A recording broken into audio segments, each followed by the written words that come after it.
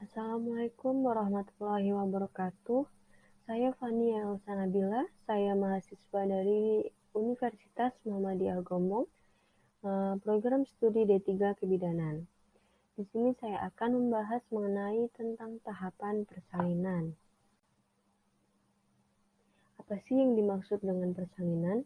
Persalinan merupakan proses membuka dan menipisnya serviks dan janin turun ke dalam jalan lahir. Pengeluaran janin yang terjadi pada kehamilan cukup bulan 37-42 minggu.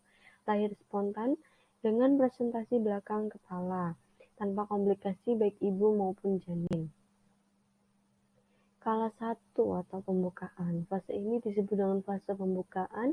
Pada tahap ini terjadi pematangan dan pembukaan mulut rahim hingga cukup untuk jalan keluar janin. Dimulai dari saat persalinan sampai pembukaan lengkap 10 cm. Proses ini berlangsung antara 24 jam, terbagi menjadi 2 fase, yaitu fase laten merupakan periode waktu dari awal persalinan pembukaan mulai berjalan secara progresif, yang umumnya mulai sejak kontraksi mulai muncul hingga pembukaan 3-4 cm, atau pembukaan fase aktif berlangsung dalam 7-8 jam. Selama fase ini, presentasi mengalami penurunan sedikit hingga tidak sama sekali. Fase aktif merupakan periode waktu dari awal kemajuan aktif, pembukaan menjadi komplit, dan mencakup fase transisi pembukaan pada umumnya, dimulai dari 3-4 cm, hingga 10 cm, berlangsung dalam 6 jam. Fase aktif tadi terdiri dari 3, yaitu fase akselerasi, yaitu dalam 2 jam pembukaan 3 cm menjadi 4 cm. Yang kedua, fase dilatasi, yaitu waktu pembukaan 2 jam sangat cepat dari 4 cm menjadi 9 cm. Yang ketiga, fase delerasi, yaitu pembukaan menjadi lamban, kembali menjadi waktu 2 jam, pembukaan 9 menjadi lengkap. Lalu kala 2 atau pengeluaran bayi. Pada kala 2 menjadi lebih kuat dan lebih cepat, kira-kira 2-3 menit sekali, karena biasanya dalam hal ini janin sudah masuk ke ruang panggul, maka pada dirasakan tekanan pada otot-otot dasar panggul yang secara reflektoris menimbulkan rasa mengejan. Menurut Prawirohardjo, beberapa tanda dan gejala terjadinya kala 2 yaitu ibu merasakan ingin mengejan bersamaan dengan kontraksi. Ibu merasakan peningkatan tekanan pada rektum dan atau vaginanya. Perineum terlihat menonjol, vulva vagina dan sphincterani terlihat membuka, peningkatan pengeluaran lendir darah. Penyebab timbulnya persalinan belum diketahui secara pasti atau jelas. Terhadap beberapa teori antara lain, penurunan kadar progesteron menimbulkan relaksasi otot-otot rahim. Sebaliknya, estrogen meninggikan kerentanan otot rahim. Teori oksitosin, pada akhir kehamilan, kadar oksitosin bertambah, oleh karena itu timbul kontraksi otot-otot rahim, keregangan otot-otot, seperti halnya dengan kandungan kencing dan lambung. Bila dindingnya terganggu oleh karena isinya bertambah, maka timbul kontraksi untuk mengeluarkan isinya. Pengaruh janin, hipofisa dan kelenjar suprarenal. Janin rupanya juga memegang peranan, oleh karena itu pada anecephalus kehamilan sering lebih lama dari biasanya.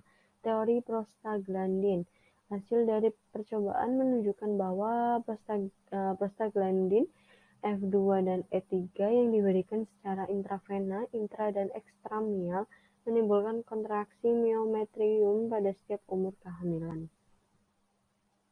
Tanda permulaan persalinan. Yang pertama, lengthening, yaitu kepala turun memasuki pintu atas panggul atau PAP, terutama pada primipara. Yang kedua, perut kelihatan lebih besar atau melebar, fundus uteri menurun. Yang ketiga, pola surya dan vasokemiksi, karena kandung kemih tertekan bagian bawah janin. Yang keempat, fase labor pain, yaitu perasaan sakit di perut dan pinggang karena adanya kontraksi lemah dari uterus.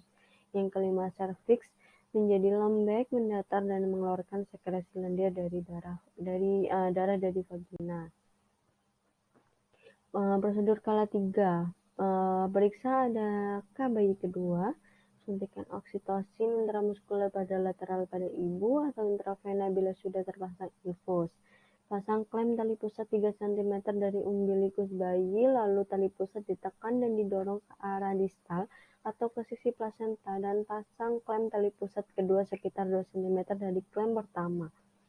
Gunting tali pusat di antara kedua klem, hati-hati dan perut bayi.